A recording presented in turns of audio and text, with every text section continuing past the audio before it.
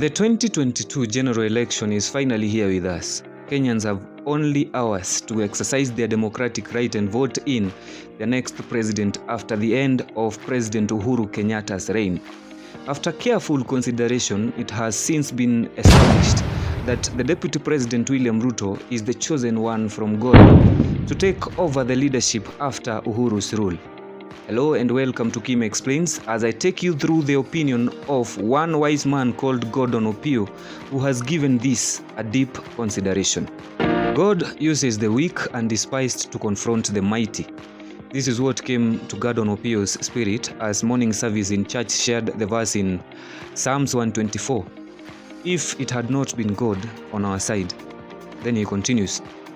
And then I started thinking how God used Ruto, Rigathi, and a bunch of useless, unknown, broke and inconsequential people to bring down a whole system of dynasties and billionaires that have controlled the politics and economics of the country since independence.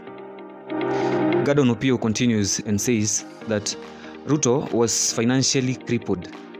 Everything was done to destroy his financial base, right from sacking and harassment of people linked to him, changing of the currency, which Gordon opines that it was to introduce low-quality notes, to freezing of accounts using very corrupt and biased judges. The truth is, Gordon Opiyo says, that the Ruto side is approaching this election completely broke, surviving on the goodwill of well-wishers and passionate supporters. Mark you, he is competing against the people who have stolen trillions through schemes like SGR, Expressway, KEMSA, fertilizer subsidies, etc., and have trashed trillions in Pandora Islands. Wakona pesa, hawezi hesabu. They have a lot of money. Then look at the people who stood with William Ruto and refused to bow to the huge money enticements and threats from the system, from the arrogant and ruthless dynasties and billionaires. These are people with nothing, and even if the system was to go after them for refusing their call, they would only go after their balls. It is only their balls that could be touched. Ni watu hawana kakitu.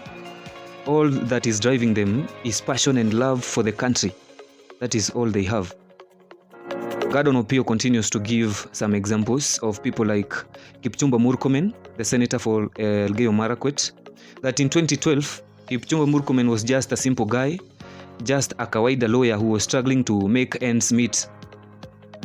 It reminds people that in the same year, 2012, people came together na wakachanga to buy him his Prado car that he is now traveling with.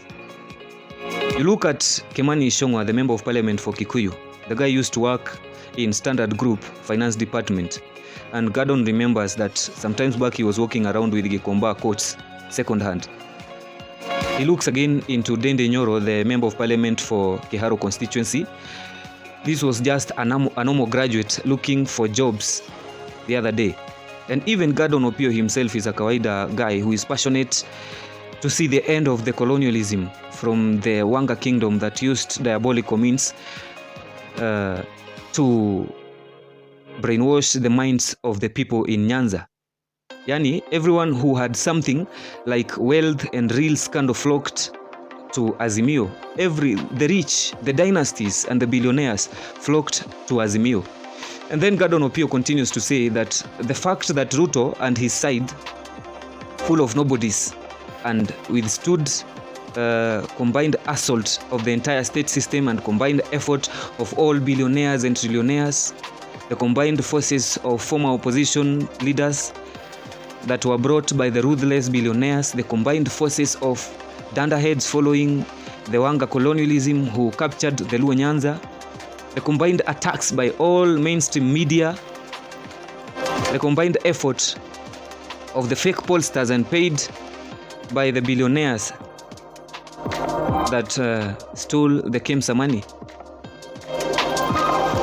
Gordon Opiyo says that from the natural eyes, nobody expected William Ruto to reach 9th August, let alone reach 9 as a hot favorite. They expected him that he will not reach 9th August.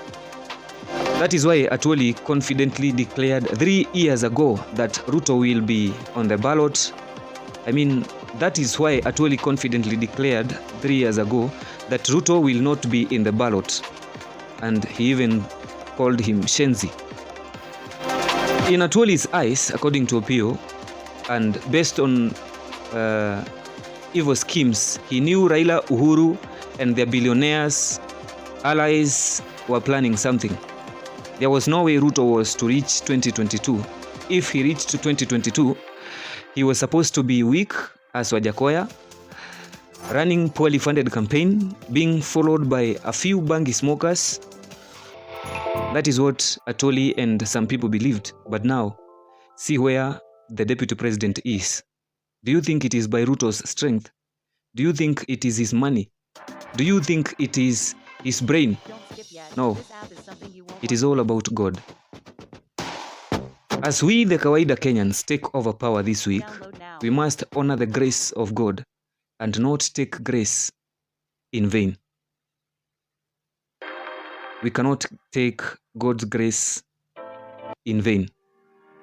We should walk in fear of God and ever mindful that it is God's grace that has brought us to where we are and granted us victory.